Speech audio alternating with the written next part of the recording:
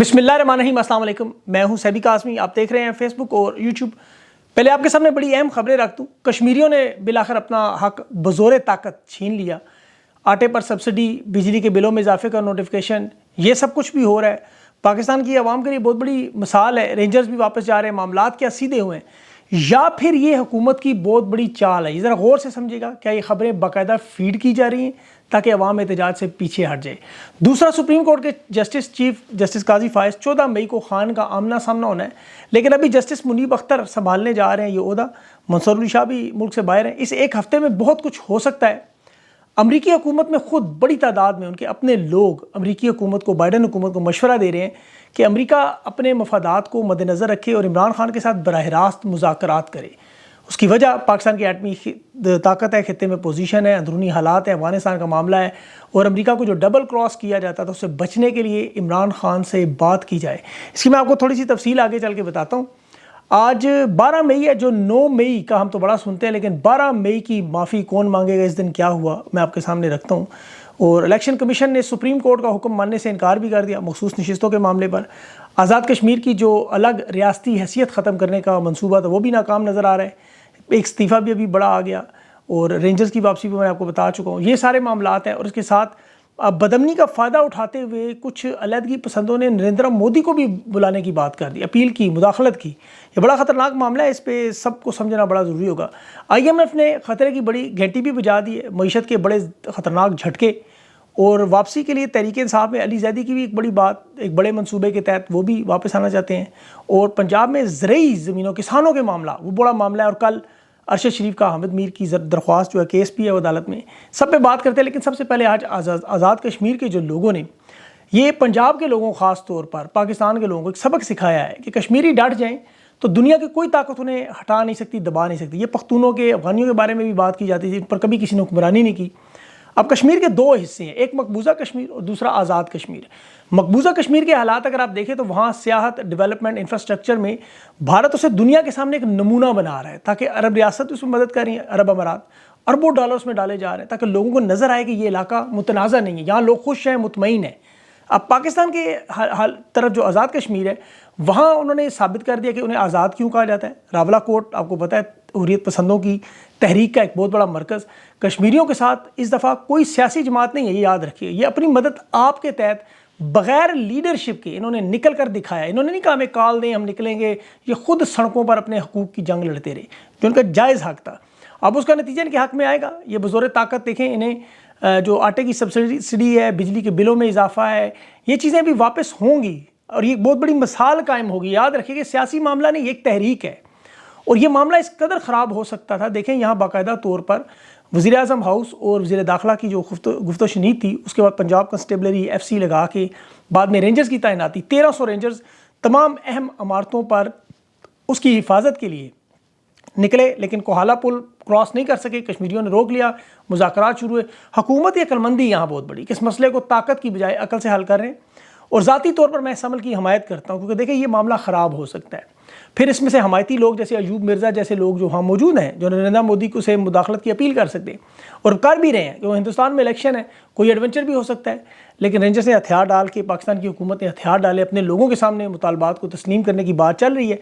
अब एक इस्तीफ़ा भी जो आज़ाद जम्मू कश्मीर के चेयरमैन बोर्ड ऑफ इन्वेस्टमेंट है, उनका भी सामने आया। कहा तो जा रहा था उनका टाइम पूरा हो गया, लेकिन ऐसा नहीं है। इस्लामाबाद के अंदर भी जो कश्मीरी हैं, वो कश्मीर हाउस की तरफ मार्च का ऐलान कर रहे थे कि इनके मुतालबात पूरे किए जाएँ। देखिए, इस तमाम एक्सरसाइज में पंजाब के लोगों को, अगर ये यहाँ तक इनकी मामलात ही होते तो इस्टेब्लिशमेंट ये सारी बातें जानती है, तो कभी ये यहाँ तक नौबत ना पहुँची जो उनके साथ हुआ। अब देखिए, इनकलाबी बनकर आप TV पर जितने मर्जी बयान दें, इस्टेब्लिशमेंट को इससे कोई फ़र्क नहीं पड़ता।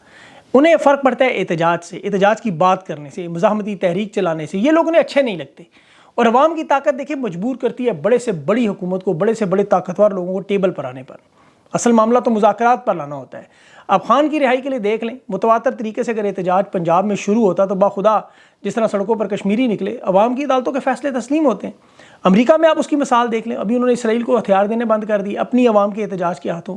लाखों लोग जो सड़कों पर निकलते रहे, यूनिवर्सिटी के स्टूडेंट निकलते रहे। अब खान इतना बड़ा मैंडेट तहरीक इंसाफ लेने के बावजूद खान कैद में, और 17 सीटों वाले ज़बरदस्ती कब्जे पर बैठे हुए। कसूर किसका है? क्या है, अवाम का या लीडरशिप का है?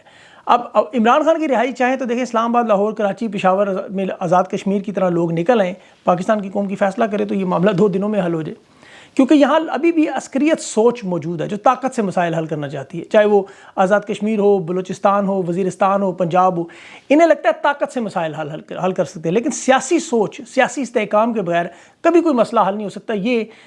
یہ ابھی ماننے پر تیار نہیں، لیکن انہیں سمجھ آ جائے گی۔ دیکھیں امریکہ کو یہ بات سمجھ آ گئی ہے، وہاں پر بائیڈن ایڈمنسٹریشن کے اپنے لوگ خود حکومت کو مشورہ دے رہے ہیں کہ اگر آپ نے ایک لانگ ٹرم پالیسی جنوبی ایشیا کی، خاص طور پر پاکستان کے حوالے سے، تو خان کے ساتھ تعلقات ضروری ہیں۔ اب بائیڈن اگر فائدہ نہ اٹھا سکے اس موقع سے تو پھر ڈونلڈ ٹرمپ تو ضرور اٹھائے گا۔ اور دیکھیں جنوبی ایشیا کے حوالے سے اس پالیسی میں پاکستان سر فہرست ہے، اور عمران خان کو سر فہرست رکھنا مجبوری ہے۔ اس کی وجہ پاکستان ایک تو ایٹمی ملک ہے، اس کے اثاثوں کا خود بائیڈن کہہ چکا ہے خطرناک معاملہ ہے، پھر ان کے جو حالات ہیں معیشت کے وہ اس نہج تک نہ پہنچ جائیں گے اپنے ایٹمی ہتھیاروں کو ٹرانسفر کرنے کا سوچنے پر مجبور ہو جائیں، جو نظر آ رہا ہے آپ کو۔ پھر ادارے کے اندر تقسیم، خطے میں جو پاکستان کی سچویشن، اور سب سے بڑھ کر افغانستان کے جو حالات امریکہ کسی صورت میں نظر انداز نہیں کر سکتا۔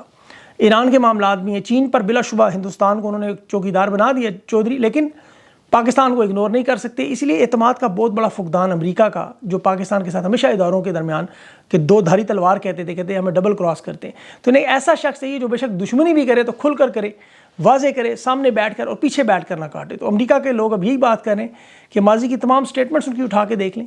بائیڈن حکومت اگر معاملات کو نہ سمجھ سکی، جو وہ دیکھ رہے ہیں عوام کا دباؤ، پاکستان کی عوام کا دباؤ کہ وہ کس قدر بڑھ رہا ہے، دیکھیں سعودی عرب ابھی برداشت نہیں کر سکا، محمد بن سلمان نے جو انکار کیا، یہ عوام کا دباؤ ہے۔ امریکہ بھی یہی عوام کا دباؤ دیکھ کر اگر اپنا ہاتھ کھینچے گا تو کچھ ہفتوں میں آپ کو یہ معاملات سیدھے ہوتے نظر آئیں گے۔ اس پر میں انشاءاللہ الگ سے ویلاگ کروں گا، یہ بڑا لمبا معاملہ ہے اور اس میں اپڈیٹنگ سٹوریز ہیں، بہت سارے لوگ ہیں، وہ چیزیں انشاءاللہ میں آپ کو اگلے ویلاگس میں ضرور بتاؤں گا۔ ابھی تحریک انصاف کے مینڈیٹ کے حوالے سے مخصوص نشستوں کا جو معاملہ ہے، الیکشن کمیشن نے مخصوص نشستوں پر اراکین کو ڈی نوٹیفائی نہ کرنے کا فیصلہ کیا ہے۔ الیکشن کمیشن کے وکلاء انہیں رائے دے رہے ہیں کہ جی یہ فیصلہ بھی کالعدم نہیں ہوا بلکہ معطل ہوا ہے، اس لیے ہم ان کی جن کو نوٹیفائی کیا ان کی رکنیت معطل نہیں کرتے، ڈی نوٹیفائی نہیں کرتے۔ حالانکہ وکلاء ان کے کہہ چکے ہیں کہ سپریم کورٹ کا حکم ہے، اس پہ عمل درآمد کریں، وزارت قانون سے بھی پوچھ رہے ہیں، لیکن ظاہر انہوں نے بھی یہی کہنا ہے کہ جب تک حتمی فیصلہ نہ آئے، حالانکہ فیصلہ تو واضح ہے۔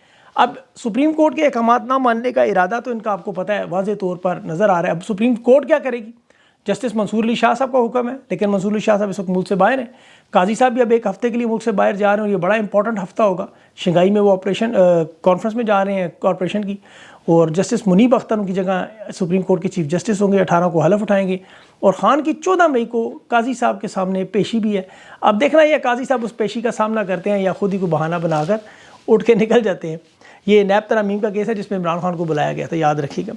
دیکھیں اس وقت اصل میں طاقت کا جو کھیل چل رہا ہے، طاقت دکھانے کا مظاہرہ کیا جا رہا ہے، انا اور ضد کے خول سے باہر نہ آنا، مکے دکھانا باقاعدہ۔ یہ مشرف صاحب بھی دکھاتے تھے ماضی میں، اگر آپ کو یاد ہو، پرویز مشرف، آج 12 مئی 2024 ہے، بڑی گھناؤنی تاریخ، 17 سال پہلے 12 مئی 2007 کو کراچی میں خون کی ہولی کھیلی گئی، جس طرح 9 مئی کو قومی ثانیہ بنا کر یوم سیاہ بنانے والے، اگر کبھی تاریخ میں اس دن کو بھی دیکھ لیں، سیاہ دنوں میں تو بڑے دن ہے لیکن یہ بھی ایک بڑا اہم دن ہے جسے آج کی تاریخ سے ہم لوگ یاد کرتے ہیں۔ کراچی میں 50 لوگ شہید ہوئے، کراچی کو جلایا گیا، تباہ و برباد کیا گیا، اور ایک شخص کو بھی سزا نہیں ملی۔ مقتولین انصاف مانگنے والے انصاف کے اسی طرح طلبگار تھے، اور اس وقت یہ شروع ہوا تھا، آپ کو یاد ہوگا، چیف جسٹس تھا افتخار چودھری، یہ جب ایئرپورٹ پہنچا، پیپلز پارٹی، عوامی نیشنل پارٹی، پشتونخوا ملی اتحاد، یہ لوگ ایک طرف تھے قاضی کی افتخار چودھری کی حمایت میں، تو دوسری طرف پرویز مشرف کی ایم کے وہ جتھا جسے ہمیشہ استعمال کیا گیا۔ ابھی دیکھیں کراچی میں جس طرح تحریک انصاف کا سارا مینڈیٹ چھین کر نشستیں انہیں دے دیں گی، ایک سیٹ بھی نہیں انہیں ملتی۔ پرویز مشرف کا یہ بایاں ہاتھ تھے، یہ ہمیشہ بایاں ہاتھی ہوتے ہیں۔ مسلم لیگ کاف بھی شامل تھی ان کے ساتھ۔ اس دور میں فوجی عامر پرویز مشرف سڑکیں ساری اس نے بلاک کر کے ساری سرکاری مشینری کو روک کے ایک ٹی وی اسٹیشن آج نیوز کے ہیڈ کوارٹر پر انہوں نے باقاعدہ فائرنگ کی تھی، اور اس کے بعد ٹوٹل 56 لوگ بلکہ شہید ہوئے، 50 نہیں۔ یہ تو 9 مئی کرتے رہتے ہیں، پوچھے کتنے اہلکار، سرکاری افسران یا حکومتی بندے زخمی یا شہید ہوئے، کوئی ایسی بڑی آپ کو رپورٹ نظر نہیں آئے گی۔ 12 مئی میں 56 پاکستانیوں کی جانیں اور کروڑوں اربوں کا نقصان الگ، جس طرح وہ 27 دسمبر بے نظیر بھٹو کی شہادت پر 3 دن میں جو لوٹ مار ہوئی، آج تک اس کا کوئی حساب نہیں ہوا، کسی کو نہیں لایا گیا کٹہرے میں۔ لیکن ان کے پاس اب طاقت ہے، آپ کو پتہ ہے، یہ یا تو دبا کے عوام کو یا ان کو نت نئے منصوبوں سے تباہ و برباد کرنے کے چلتے ہیں۔ ابھی خیبر پختونخوا میں تحریک انصاف کی حکومت ہے، اب اس کے خلاف یہ عوام کو بھڑکانے کے لیے دیکھیں فنڈز روکنا، بجلی گیس اور توانائی کے منصوبوں پر انہیں اتنا تنگ کریں کہ وہ اپنی حکومت کے خلاف کھڑے ہو جائیں۔ اب کے پی میں جو ہو رہا ہے، 18 گھنٹے کی لوڈ شیڈنگ، شدید گرمی میں انٹرنیٹ بند الگ کر دیتے ہیں رات کو، اور اوپر سے پروپیگنڈا یہ کرتے ہیں کہ جی کے پی کے لوگ بجلی چور ہیں، بجلی کے بل ادا نہیں کرتے، جس پر علیم روز ان سے لڑتا ہے۔ اب دیکھیں اگر آپ تمام صوبوں کا توازن کریں، مقابلہ کریں، تو کے پی میں سب سے زیادہ عوام بل دیتی رہی۔ اب بجلی کی تقسیم اور کنٹرول کرنے کے معاملات بھی وفاق کے اپنے ہاتھ میں تھے۔ ابھی اسد کیسر نے جو بات کی ہے ناجائز لوڈ شیڈنگ ہے اور کے پی کی عوام نکل آئے گی باہر۔ ویسے کے پی کی عوام کو اسد کیسر کو عمران خان کی رہائی پر نکالنا چاہیے، لیکن ان کی کوشش ہے کے پی میں وہاں تحریک انصاف کو ناکام کریں۔ اسی طرح وفاق میں بھی انہیں ایک لالی پاپ دے کے ایک چیز مانگی جا رہی ہے ان سے کہ آپ اگر خان کی رہائی پر احتجاج کے معاملے کی طرف مت جائیں، احتجاجی سیاست کی طرف مت جائیں، ہم جانے اور خان جانے، آپ بیان دیتے رہے، بڑھ کے مارتے رہے، کوئی نہیں پوچھے گا، ہم آپ کو حکومت میں حصہ بھی دیتے ہیں، وزیر اعظم تک بنا دیتے ہیں۔ تو لوگ اپنے آپ کو انقلابی بناتے رہیں گے، آپ کو پتہ ہے سارے دیکھتے رہیں گے، لیکن ان کا بھانڈا پھوڑنے کے لیے معیشت ہی کافی ہوگی، یہ بھی یاد رکھیے۔ آئی ایم ایف بھی جو انتخابات کے بارے میں سیاسی بے یقینی کی نشاندہی کر رہا ہے، آئی ایم ایف کو نظر آ گیا، وہ جانتے ہیں کہ یہ دونوں جماعتیں، ساری جماعتیں مل کر بھی جو اکثریت نہیں حاصل کر سکیں، یہاں میڈیا بھی کنٹرول، سوشل میڈیا بھی کنٹرول، اور باہر سے انویسٹمنٹ تو دور کی بات ہے، آپ کے تو لوکل انویسٹر بھاگ رہے ہیں۔ پچھلے 2 مہینوں میں دیکھیں کتنے لوگ نکل گئے۔ تو جنہیں اب انہوں نے سوشل میڈیا روکنے کے لیے ایران سے اور چین سے باقاعدہ طور پر تربیت دلوا کے لوگوں کو استعمال کر رہے ہیں جو سوشل میڈیا کو روک سکیں، اور بیل آؤٹ پیکج بس لے آئی ایم ایف کا۔ سعودی عرب کی انویسٹمنٹ پہ چیخے مارے، جیسے شہباز شریف محمد بن سلمان کی قیادت میں ہم معاشی انقلاب لے آئے، وہ کیسے لے آؤ گے تم؟ محمد بن سلمان یہاں آنے کی زحمت نہیں کر رہا، وہ اپنا نام آپ کی کسی واردات میں شامل نہیں کرنا چاہتا۔ ابھی اس سال پاکستان کو $24 ارب جون کے آخر میں قرضوں کی مد میں دینے ادائیگیاں ہیں۔ $12 ارب کا قرضہ تو چلے قرضوں میں رول اوور، جس میں 5 ارب سعودی عرب کے ہیں، 3 ارب امارات کے اور 4 ارب چین کے ہیں۔ ابھی $1 ارب آئی ایم ایف کا قرضہ ہے۔ اس صورتحال میں آپ خود دیکھیں کہ یہ معاملہ کیسے چلا سکتے ہیں کہ 2026 تک میں دیکھ رہا تھا $80 ارب سے زیادہ بیرونی قرضے دینے ہیں، پیداوار ہے نہیں۔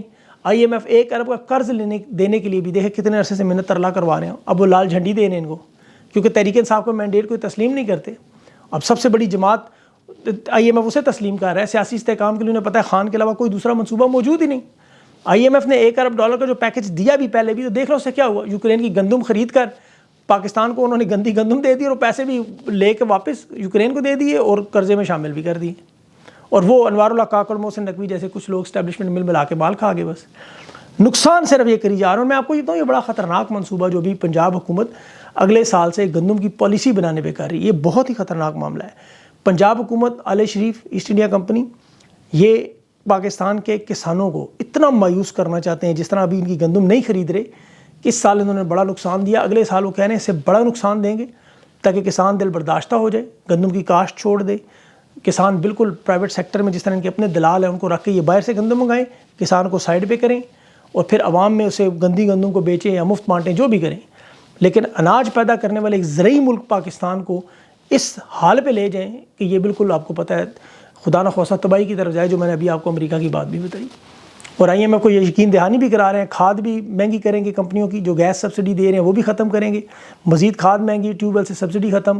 تو آپ دیکھ لیں اس میں اس کے بعد کسان کے پاس کیا بچنا ہے۔ اسی طرح صرف کسان نہیں بلکہ صنعتی شعبوں میں بھی، جو عمران خان آپ کو پتہ ہے بجلی اور گیس میں ان کو چھوٹی بڑی صنعتوں کو سبسڈی دیا کرتا تھا، وہ صنعتیں کہاں سے کہاں پہنچ گئی تھیں، آج 90 لاکھ بندہ بے روزگار ہے وہاں۔ اب یہ انڈسٹری اٹھ سکتی تھی جس طرح کسان اٹھ سکتا، لیکن انہوں نے دونوں کو دبا دیا، کیونکہ یہ جانتے ہیں کہ ان کے پیچھے لڑنے والے عوام کا مینڈیٹ رکھنے والی جماعت، اس کا رہنما جیل میں۔ اب ان تمام مسائل کو حل کرنے والا بندہ ایک ہی ہے، یہ یاد رکھیں، عمران خان۔ اور عمران خان ہی پاکستان کا ٹیپو سلطان ہے، یہ بھی یاد رکھیں۔ جیسا ٹیپو سلطان آپ کو پتہ ہے تھا اس پورے سنگا پٹم کا، انگریز کی دور میں جس طرح میر صادق نے اس کی غداری کی، آپ دیکھ لیں آج بھی ٹیپو سلطان کی سالگرہ کیوں نہیں مناتے؟ جنرل گریسی کے نام پہ سڑکیں رکھ دیتے ہیں۔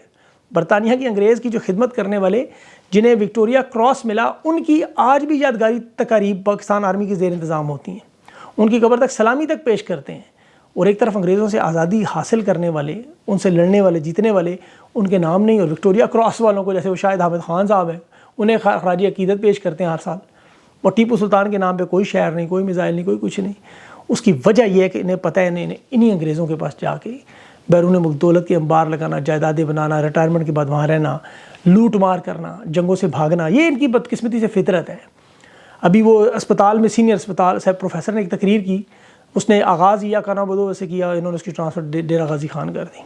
تو آپ کو احتجاج کی اب ذمہ داری جو تحریک انصاف کو جو خود لینی ہوگی عوام کو، میرے خیال میں کچھ لوگ جو پارٹی میں واپس بھی آنا چاہیں ان کی بھی بات کرو۔ علی زیدی کا ایک بیان میں دیکھ رہا تھا کہ عمر ایوب ہمارے ساتھ کابینہ میں بیٹھتے تھے، ان کے دستخط سے مجھے نکالا، میں تو خود بیان دے کے گھر بیٹھا، یہ ان کے الفاظ تھے، اور کہتے ہیں جب چاہوں واپس آنا چاہوں، مجھے کوئی نہیں روک سکتا۔ فواد چودھری بھی 15 جون کے بعد کی تاریخ دے رہے ہیں، بہت سارے اور لوگ بھی ہیں کہ ان کے معاملات ٹھیک ہو جائیں گے۔ اب دیکھیں دعویٰ تو بہت سارے لوگ یہ بھی کرتے ہیں کہ ہمیں خود خان نے کہا تھا کہ پریس کانفرنس کر کے چھوڑ دو، ہو سکتا ہے یہ بات درست بھی ہو، یہ تو خان نے خود بتائیں گے آگے، لیکن تحریک انصاف میں آنے والوں کو میرا مشورہ ہے کہ انہیں چاہیے خان کی رہائی پر احتجاج شروع کریں۔ لوگوں کو کال اگر نہیں دے سکتے، بھوک ہڑتال کر سکتے ہیں، میڈیا کے سامنے اپنے خان بیٹھ کے خان کا دفاع کریں، اپنے عمل سے ثابت کریں وہ خان کے ساتھ ہیں، ان پہ کوئی دباؤ نہیں ہے۔ پھر حقیقی معنوں میں جو لوگ ان کے تھوڑے بہت خلاف نظر آتے ہیں 50-50 کی صورت میں، وہ بھی تحریک انصاف ان کی واپسی کی بات کریں گے، ہاں جی ان پر دباؤ تھا، آج نہیں ہے۔ خان کی تحریک انصاف کے 2 ہی مسائل ہیں، ایک خان کی رہائی اور دوسرا مینڈیٹ، یہ ساتھ دیں اس معاملات پر، لوگ خود بخود انہیں مان لیں گے۔ اب شیر افضل مروت کو دیکھیں، لوگ بار بار احتجاج کا کہہ رہے ہیں، میں بھی کہتا رہا احتجاج کے لیے، خان کی رہائی کے لیے انہیں چاہیے ہر صورت میں نکلیں بار، جس طرح سب لوگ۔ اب وہ شیر افضل کا جواب آ گیا کہ مجھے تو پارٹی سگنل نہیں دے رہی، جب تک پارٹی نہیں کہہ سکتی میں کیسے احتجاج کروں؟ تو لیڈرشپ کو سوچنا چاہیے کہ چلے آپ نے عہدے شہدے چھین لیں، سارا کچھ کر لیں، لیکن اسے احتجاج کے لیے نکلنے دیں، اس میں کیا مسئلہ ہے؟ بہرحال یہ ان کی پارٹی کا مسئلہ ہے۔ اپنا خیال رکھیں، انشاءاللہ ابھی انٹرویو میں یہ سوالوں سے پوچھتے ہیں۔ مجھے اجازت دیں، اللہ حافظ۔